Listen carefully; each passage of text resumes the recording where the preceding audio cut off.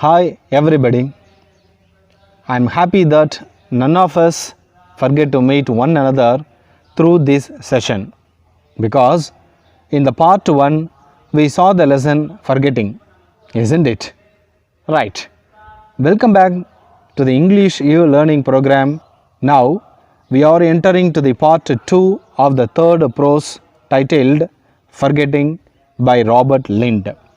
We know this is from Unit 3 of your 11th English. In the previous session, that is in the part 1, we saw the first 5 paragraphs. Now, let us move to the para 6. As for leaving articles in trains and in taxis, I am no great delinquent in such matters. I can remember almost anything except books and walking sticks, and I can often remember even books. Walking sticks, I find it quite impossible to keep. I have an old-fashioned taste for them, and I buy them frequently, but no sooner do I pay a visit to a friend's house or go a journey in a train than another stick is on its way into the world of the lost. I dare not carry an umbrella for fear of losing it. To go through life without ever having lost an umbrella. Has even the grimmest jawed umbrella carrier ever achieved this? By leaving articles in trains and taxis, Lind feels that he is not a great culprit. Delinquent means showing a tendency to commit crimes, especially of young people or their behavior. The author says that leaving one's own belongings by forgetting in trains or buses is not a great mistake. He says that he can remember almost everything except books and his walking sticks. Though the author tries his best, he is not able to remember to take his books and his walking stick. It has become his habit of forgetting. He can often remember even books, however, he finds impossible to keep his walking sticks. He has an old-fashioned taste for walking sticks and he buys them frequently.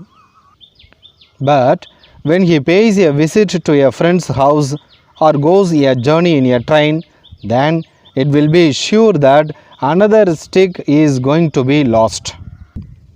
That is, he will surely misplace his walking stick somewhere and he will entirely forget it. With the list of books and walking stick, the author adds one more thing, that is umbrella. He says he has a fear of carrying his umbrella anywhere he goes.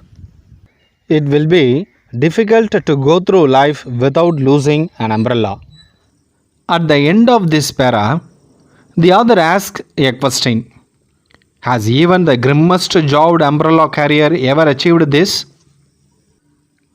Grimmest jawed means having horrible or fearful jaws. You know how horrible the crocodile's jaws are. This question is a rhetorical question. The question itself says the answer. That is, even the one who is extremely serious about keeping safe his umbrella would have lost his umbrella at least once in his life. That is, it is not possible that one can live his entire life without losing an umbrella at least once in his lifetime. Few of us, however, have lost much property on our travels through forgetfulness. The ordinary man arrives at his destination with all his bags and trunks safe. The list of articles lost in trains during the year suggests that it is the young rather than the adult who forget things, and that sportsmen have worse memories than their ordinary serious minded fellows. A considerable number of footballs and cricket bats, for instance, were forgotten. This is easy to understand for boys returning from the games have their imaginations still filled with a vision of the playing field and their heads are among the stars or their hearts in their boats as they recall their exploits or their errors. They are abstracted from the world outside them. Memories prevent them from remembering to do such small prosaic things as take the ball or the bat with them when they leave the train. Trunks mean boxes. Exploits mean daring or heroic acts or actions or feats. The author tells that few of us have lost much property on our travels through forgetfulness, but the ordinary man doesn't forget his bags and trunks, that is, boxes. It is the young rather than the adult who forget things. And compared to ordinary people, sportsmen have worse memories because a considerable, that is, great in amount, a considerable number of footballs and cricket bats are forgotten by them. These boys returning from the games have their imaginations filled with a vision of the playing field. They always think about their playing fields. Their heads are among the stars, their hearts in their boats. They recall their exploits or their errors. They recall their brave, exacting, or interesting acts. They do not pay any attention to what is happening in outside. Memories prevent them from remembering small dull things like taking the ball or bat with them when they alight from the train. The author uses two phrases in this para. The first one is their heads among the stars. The second one is their hearts in their boats. Let us differentiate these two. On returning from a game, while or if the players think about, that is, recall their success or heroic performances, the sportsmen are on cloud nine. That is, they feel extremely happy and proud that they forget everything happening around or what they are doing. To indicate this sense, the author uses the first phrase like their heads among the stars, which means floating up in the sky out of their happiness and pride. On the contrary, while or if they think about their errors, that is, the failures in the game, they feel very depressed. To indicate this sense, the author uses the second phrase like hearts in their boats, which means feelings very depressed and sad. Thus, sportsmen are inevitably very forgetful more than anybody else. In either case of victory or defeat, they are lost in their thoughts of success or failure. For the rest of the day, they are citizens of dreamland. The same may be said, no doubt, of anglers who forget their fishing rods. Anglers are generally said, I do not know with what justification, to be the most imaginative of men, and the man who is inventing magnificent lies on the journey home after a day's fishing is bound to be a little absent minded in his behavior. The fishing rod of reality is forgotten by him as the day dreams over the fears of the fishing rod of utopia.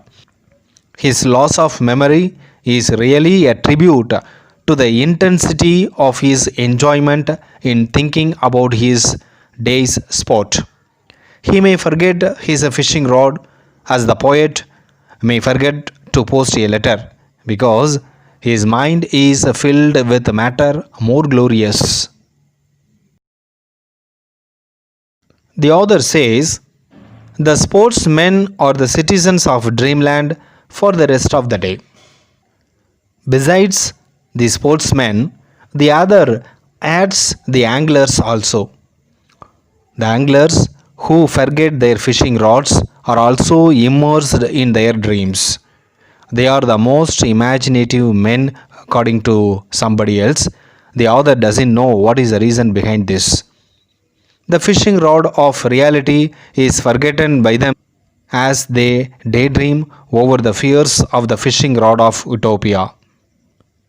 Their memory loss is a tribute for their thinking about their day's sport. They may forget to take their fishing rod as the poets may forget to post a letter because the anglers' minds are filled with matters more glorious. The author conveys that some poets forget small ordinary things like posting letters like himself. Here, the author compares the anglers with the poets. You know the difference between an angler and a fisherman. Angler means a person who catches a fish as a hobby, but fisherman means a person who catches a fish either as a job or as a sport. He says that the angler's minds are filled with more glorious matters. Absent mindedness of this kind seems to me all but a virtue. The absent minded man is often a man who is making the best of life and therefore has no time to remember the mediocre. Who would have trusted Socrates or Coleridge to post a letter? They had souls above such things. Mediocre means not very good, that is, ordinary. The author remarks that such absent mindedness, like forgetting to posting letters or forgetting their fishing rods or sports equipments, is a virtue, that is, noble quality. Because these people, that is, poets, anglers, and sportsmen, have no time to remember the mediocre, that is, ordinary, and are making the best of lives. Because they do not want to waste their precious time in focusing all these ordinary things. You know, Socrates, the great Greek philosopher, and S.T. Coleridge, the great English poet, were absent minded people. At the end of this para, the author asks a question, that is a rhetorical question. Who would have trusted Socrates or Coleridge to post a letter? He says the answer through the same question. That is, no one in this world would have trusted these people to post a letter. The fact is that they had souls above such things. That is, they do not want to focus on the dull and ordinary things. The question whether the possession of a good memory is altogether desirable has often been discussed, and men with fallible memories have sometimes tried to make out a case for their superiority.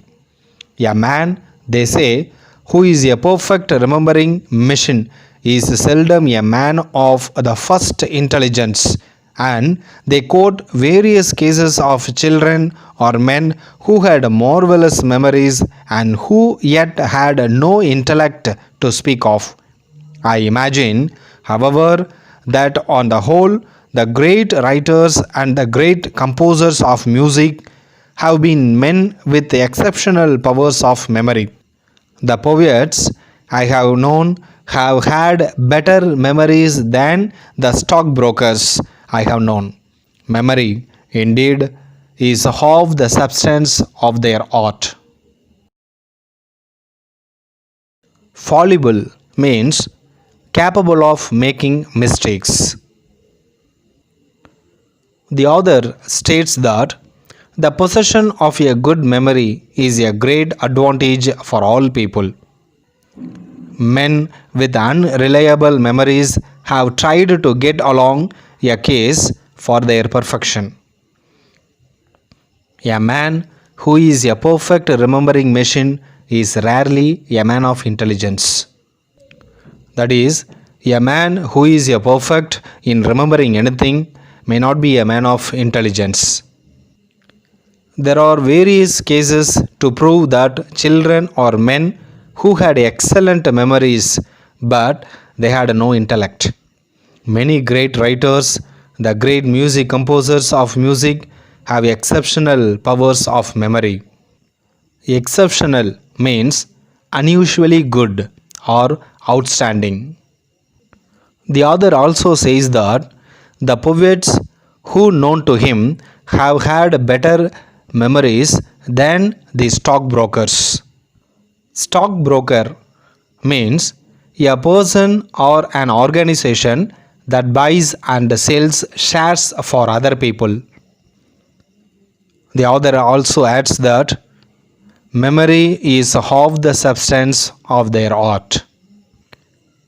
It means we can't say that these people are great in remembering many things. On the other hand, statesmen seem to have extraordinarily bad memories. Let two statesmen attempt to recall the same event. What happened? For example, at some cabinet meetings, and each of them will tell you that the other's story is so inaccurate that either he has a memory like a sieve or is an audacious perverter of the truth.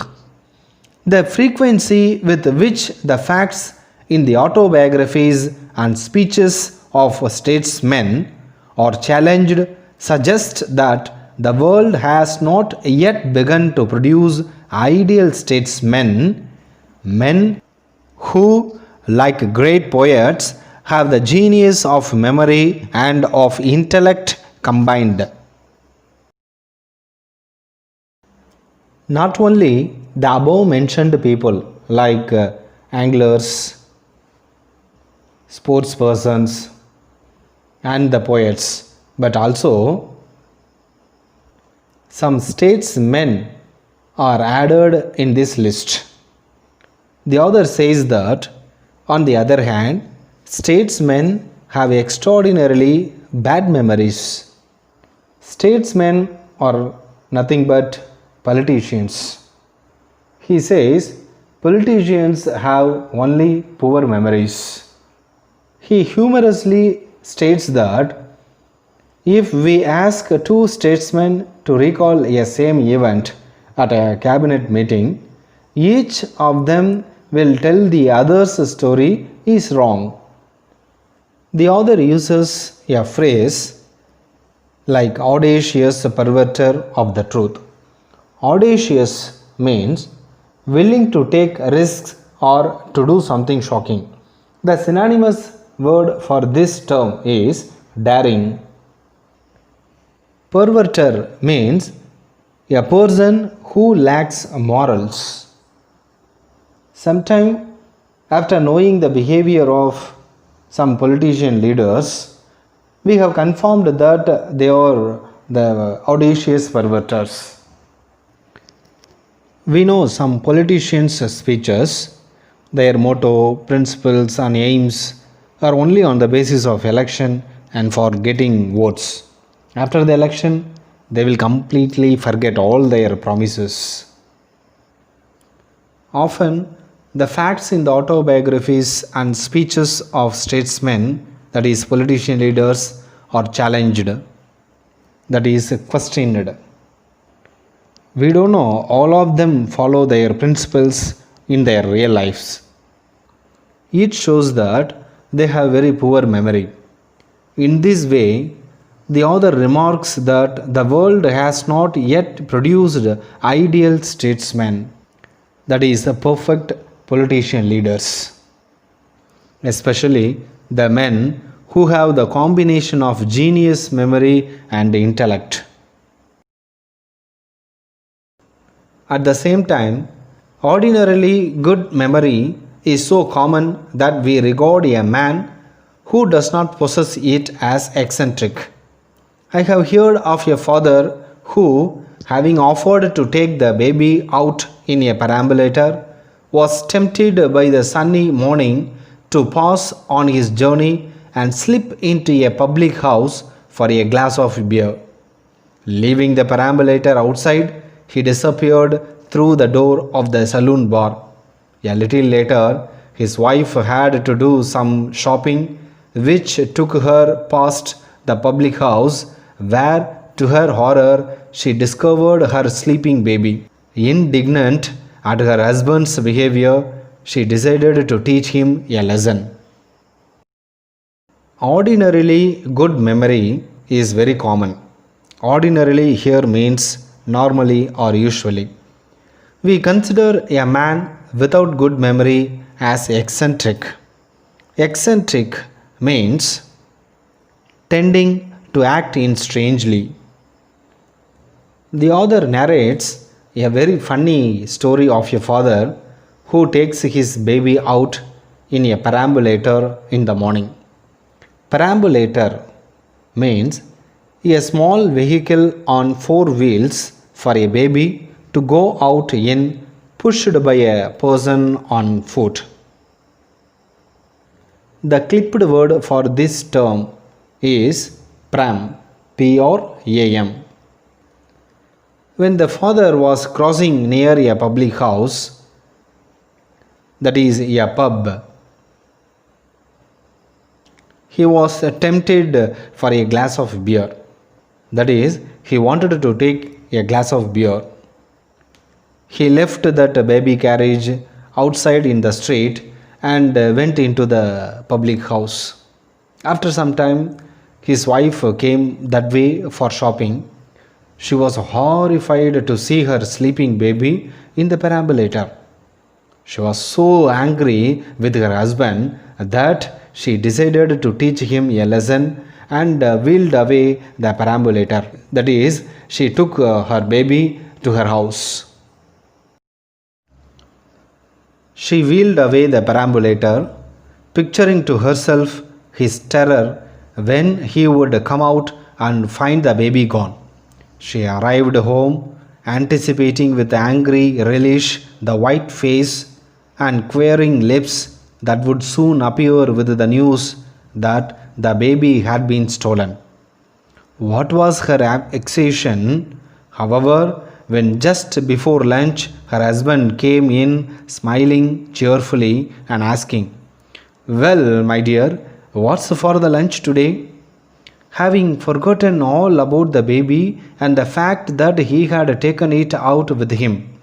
How many men below the rank of a philosopher would be capable of such absent mindedness as this? Most of us, I fear, are born with prosaically efficient memories. If it were not so, the institution of the family could not survive in any great modern city. The author continues his story. The mother expected that her husband would come trembling and fearfully he would tell that their baby had been stolen. But on the contrary, at lunchtime, her husband came home smiling cheerfully, that is, happily. He asked his wife what was for lunch that day. He has completely forgotten all about his child and the perambulator, that is, the baby carriage. What a shame! How forgetful he was! The author remarks, after completing that humorous incident, that very few men below the rank of a philosopher would be capable of such absent mindedness as this man in this story, that is, the father in the story. He concludes that most of us are born with ordinarily efficient memories. That is why the institution of the family survives in any great modern city. Dear students, thus the author Robert Lind ends up his lesson. Who is this Robert Lind? Shall we know about him? Come on.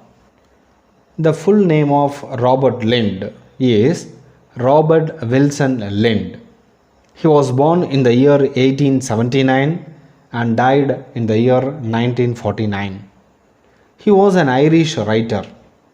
He was a long serving literary editor at the News Chronicle. He is one of the greatest English essayists of modern times. His essays are humorous, delightful, ironical, and satirical. His style of writing is elegant, that is, beautiful and charming. Dear all, with a small conclusion, we can end up this session. The cause and effect of forgetfulness. How will it be? Our memory problems are probably caused by more issues like stress, medications, not getting enough sleep, hormonal changes, depression, and alcohol. For example, forgetting your lunch at home, forgetting where you kept your car or motorcycle key, forgetting to switch off the lights or fan while leaving your house, etc. Anything that makes it harder to concentrate and lock in new information and skills can lead to memory problems. Stress and anxiety both can interfere with attention and block the formation of new memories or the retrieval of old ones. Tranquilizers, antidepressants, some blood pressure drugs, and other medications can affect memory, usually by causing sedation or confusion. That can make it difficult to pay close attention to new things. Not getting enough sleep is perhaps the greatest unappreciated cause of forgetfulness. Too little restful sleep can also lead to mood changes and anxiety, which in turn contributes to problems with memory. A faltering thyroid can affect memory as well as disturb sleep and cause depression, both of which can be causes of forgetfulness. A simple blood test can tell if our thyroid is doing its job properly. Common signs of depression include a stifling sadness, lack of drive, and lessening of pleasure in things we ordinarily enjoy. Forgetfulness can also be a sign of depression or a consequence of it. Drinking too much alcohol can interfere with short-term memory even after the effects of alcohol have worn off. Further, a student studies and understands the events and causes of World War I thoroughly. After a week, he studies about World War II. Now, if he fails to remember the events and causes of First World War, this will be an example of retroactive interference. Suppose the student fails to remember the events and causes of Second World War, it will be an example of proactive interference. Here, forgetfulness is caused by a mix-up of previously learned information with new and similar information. Most memory problems among younger people are caused by emotional discord, which leads to become distracted and unfocused and thus less effective both at making new memories or summoning old ones. But luckily, almost all of these causes are only temporary or easy to fix with the proper medication. Something like getting more sleep, switching a proper medication, or a stress reduction program could get your memory back on track. So, my dear sweet children, let us do the above said simple exercises and always be rememberable.